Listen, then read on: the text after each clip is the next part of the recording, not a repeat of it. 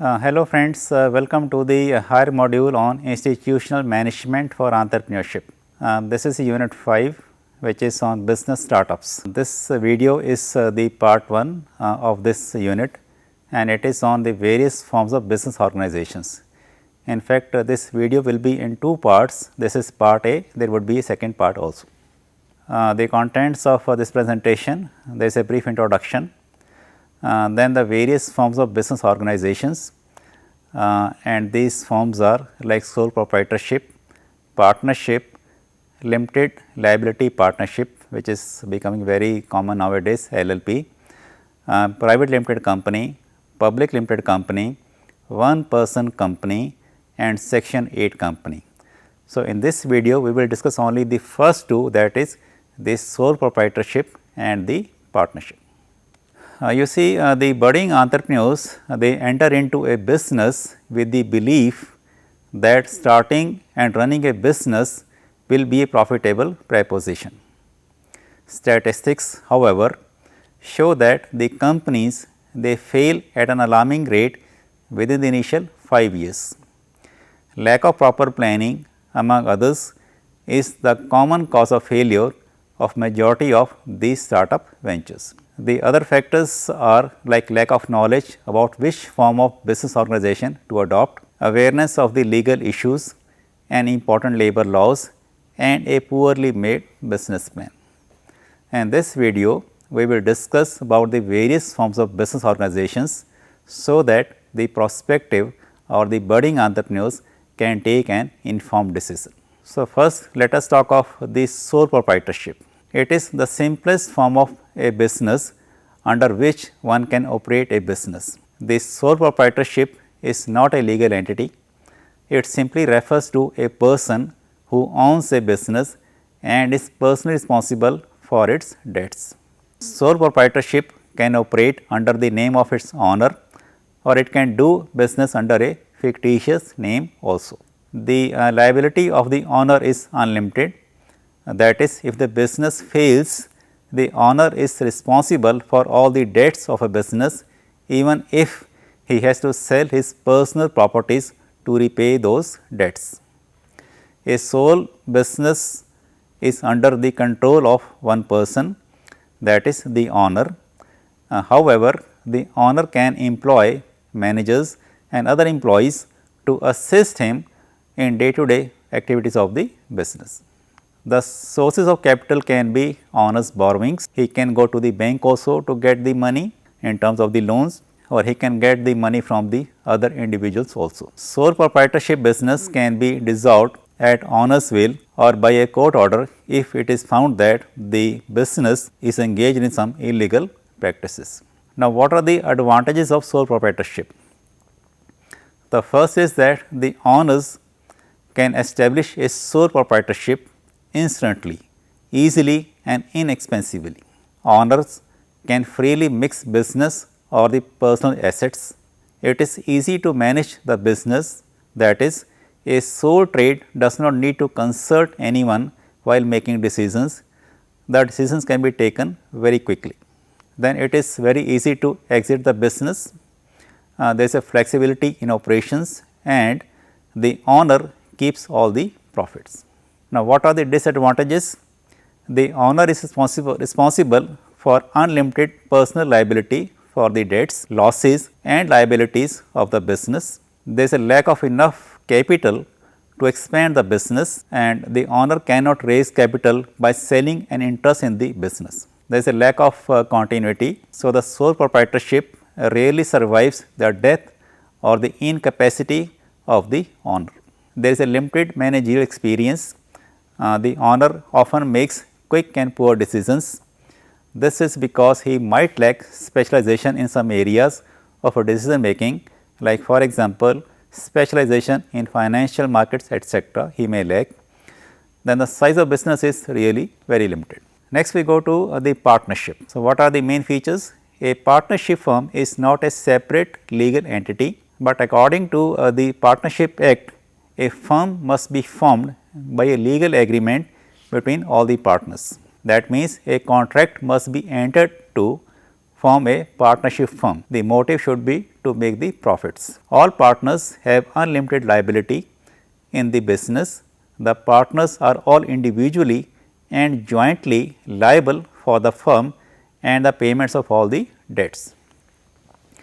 This means that even the personal assets of a partner can be liquidated to meet the debts of the firm. A partnership cannot carry out in perpetuity. The death or the retirement or the bankruptcy or insolvency or insanity of a partner will dissolve the partnership. The remaining partners may continue the partnership if they choose to, but a new contract must be signed up. A minimum of 2 members are required for a partnership to take place. That is of course very obvious. For a banking business, the number of partners must not exceed 10. For a business of any other nature, the maximum number is 20. If the number of partners increases, it will become an illegal entity or association. In a partnership, the business must be carried out by all the partners together, or alternatively, it can be carried out by any one of the partners, one or more than one partners acting for all of them or on the behalf of all of them. So, this means even every partner is an agent as well as the principal of the partnership. Now, let us discuss the different types of partners. First is the active partner. So, as the name suggests, he takes active participation in the business of the firm. He contributes to the capital, that is the money. He has a share in the profits and also participates in the daily activities of the firm. Second is the dormant partner. He is also known as a sleeping partner.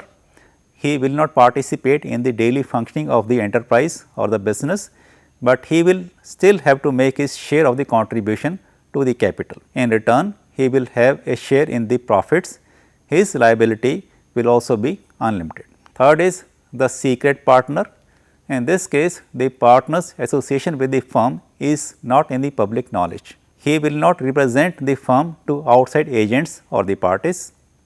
Other than this, his participation with respect to the capital, the profits, the management and the liability will be the same as like other partners. The next is the nominal partner. This partner is only a partner in name. He allows the firm to use his name or the name of his firm and the attached goodwill, but he is in no way contributes to the capital and hence has no share in the profits, but his liability will be unlimited.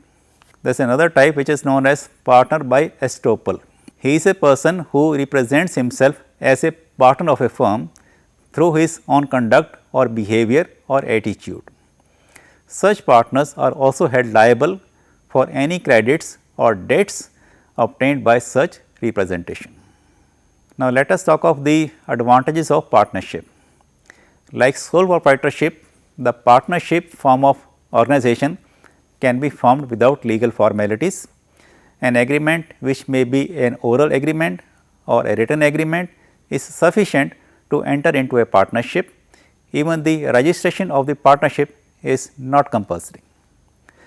As compared to the sole proprietorship, the partnership form of organization enjoys better resources because you have lot of people and they can all pull in the money, and therefore, the scale of operations can be enlarged. Then partnership is free from the legal restrictions on its activities.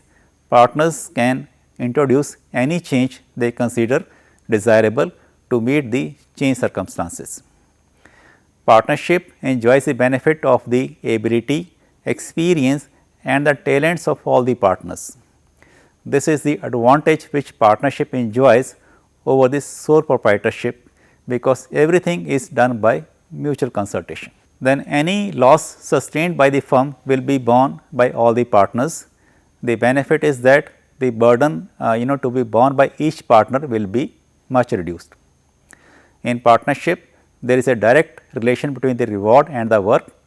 This enables the partners to put more labor to earn more profits. Since the liability of each partner is unlimited, it acts as a deterrent against reckless speculation also. In a partnership concern, all important decisions are taken with the consent of all partners.